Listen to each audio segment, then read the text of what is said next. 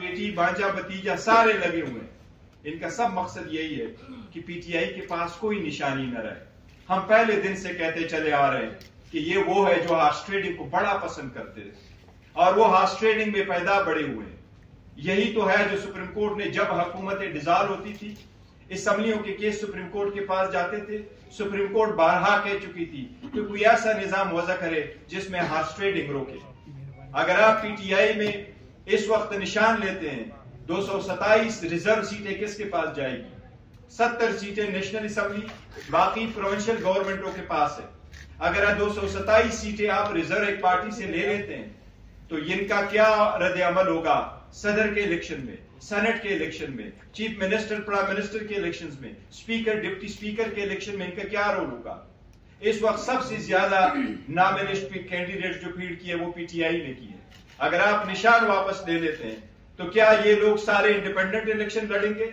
अगर आप उनसे इंडिपेंडेंट इलेक्शन करवाएंगे तो इलेक्शन के बाद जो हॉर्स ट्रेडिंग होगी उसका जिम्मेदार कौन होगा? ये द मोस्ट क्रिटिकल इलेक्शन इस मुल्क में होने जा रहे हैं। अगर ये election free, fair and transparent नहीं हुए तो ये इकानमी तबाह हो जाएगी, ये मुल्क का बदतरीन नुकसान हो जाएगा, ये डेमोक्रेसी डिरेल हो जाएगी, ये मुल्क मुतहम्मिल नहीं हो सकता। ये जो काबिज बैठे हुए हैं पार्टियों पे, इनको इस बात का इदराक नहीं है।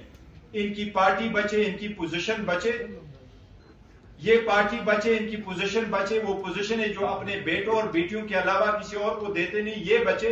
मुल्क का कितना नुकसान हो उनका एहसास नहीं है। कल उन्होंने जजेस पे जो हमलावर हुए, मैं आपको अगर आपकी इजाजत से सिर्फ एक वीडियो प्ले करवाता हूं थोड़ी सी, आप ये देखें, इनकी ये देखें कि जब जब कोई केस आता आप देखें जजेस के बारे में ये क्या कहते थे, ये अदालतों के बारे में क्या कहते हैं।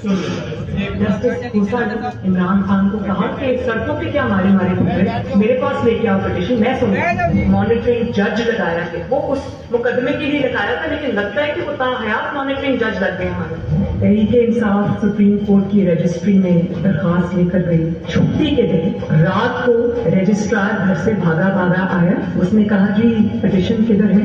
तहरीक इंसाफ के लोगों ने कहा कि पिटीशन तो अभी तैयार नहीं हुई। उसने कहा हम यहाँ बैठे, आप पिटीशन तैयार करें। इसी अदालत ने सदाकत और अमानत का सर्टिफिकेट दिया। कहाँ है आज वो सदाकत और अमानत का सर्टिफिकेट देने वाला? चेहरा दिखाने के काबिल नहीं है किसी को। जब बेल का फैसला होने वाला होता था, जेल में उस दिन खबर मिलती थी कि 3 हफ्तों के लिए बेंच डिसॉल्व हो गया, नया बेंच, या कोई जज छुट्टी पे चला गया, जाता नहीं था, भेजा जाता। काजी फाइज ईसा साहब के मामले में माई लॉर्डशिप से ये पूछना चाहते हैं कि वो आपके ब्रदर जज थे ना, आपने क्या किया? तो जस्टिस अजमत सईद साहब जो है उनको कौन नहीं जानता कि कितनी उन्होंने नेक नामी कमाई थी, और उन्होंने जिस तरह से पर्सनली जाती तौर पे असरअंदाज होकर उन्होंने JIT बनवाई, उन्होंने व्हाट्सएप कॉल्स की, मुंतखब वज़ीर आज़म के खिलाफ साजिश थी, उसमें वो बहुत बड़ा उसका हिस्सा थे, उस पे करता धरता थे।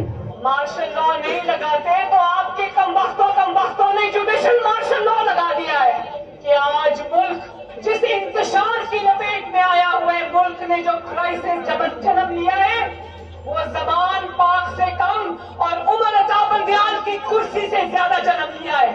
साकिब निसार को तो पूरी कौम जानती है, लेकिन आपका साकिब निसार से बड़ा मुजरिम जो छुप के घर में बैठा उसका नाम है जस्टिस आसिफ सईद कोता, और मुजाहिर अली नकवी जिसके खिलाफ गबन का, करप्शन का रेफरेंस गया हुआ है, लेकिन उस पर सांप बन के बैठे। शर्म करो उमर अता बंदियाल, शर्म करो। से भरे बैठे, लेकिन जिन्होंने इंतसाब को इंतकाम बनाया उस इंतसाब का भी इंतसाब होता है। वो कौन से लोग हैं भाई नवाज शरीफ को जिन्होंने नाइल किया है? इनका हिसाब होना चाहिए या नहीं होना चाहिए? मुंसिफों से जिन्होंने नाइंसाफी की, और जब सवाल पूछा जाए तो कहीं ने अदालत के पीछे छुप जाए। हमारे खिलाफ इस तरह के फैसले नहीं और हम सरे रस्मी मांग कर रहे हैं।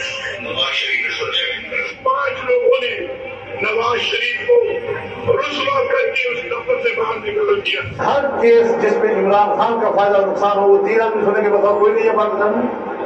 यहाँ पेशावर में सारे फैसले एक ही जज करेगा, जैसे लगता है कि उसका जज नहीं है, उसकी पार्टी का रुकन हो।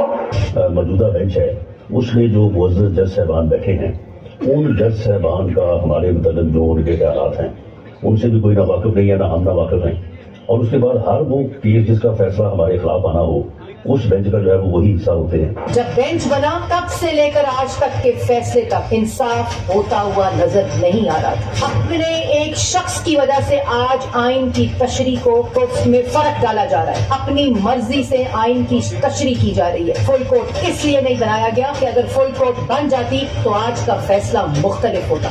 آپ کے علم میں ہے کہ جس دن جو ہے وہ نواز شریف کو ڈسکوالیفائی کیا گیا تھا، بینچ میں بیٹھے بعد جج صاحبان کی فیملی جو اوپر گیلری میں بیٹھی تھی اور انہوں نے وہاں پہ نعرے بلند کیے تھے، اور یہ چیزیں بعد میں میڈیا بھی اگر کچھ لوگ غیر جانبدار نہیں ہوں گے، اگر اس کے سہولت کار پیچھے نہیں ہٹیں گے تو ہمیں بتا دیں ملک کون چلائے گا۔ ہمارے وزیر آباد کے کیس میں ایک لڑکا وہ غریب ہے، صرف اس کا یہ قصور ہے، 2 مہینے اس کو حبسے بیٹا میں رکھا گیا، اب گرفتاری ڈالی ہے ہفتہ پہلے، تب تو کسی نے نوٹس نہیں لیا تھا، تب تو نہیں کہا تھا کہ آئی جی اسلام آباد پیش ہوں، آئی جی پنجاب پیش ہوں، تب کون سی قیامت آ گئی ہے کہ دونوں آئی جی کو طلب کر لیا گیا؟ کورٹ کے اداروں میں بیٹھے لوگ کیا گل کھلا رہے ہیں، کیا تماشا کر رہے ہیں، یہ ہے نیشنل دہشت گردی جس کو چھپایا جا رہا ہے۔ تو میں جو کہتا ہوں، میں ایک عوامی نمائندہ ہوں، میں نے کہا ہے جس طرح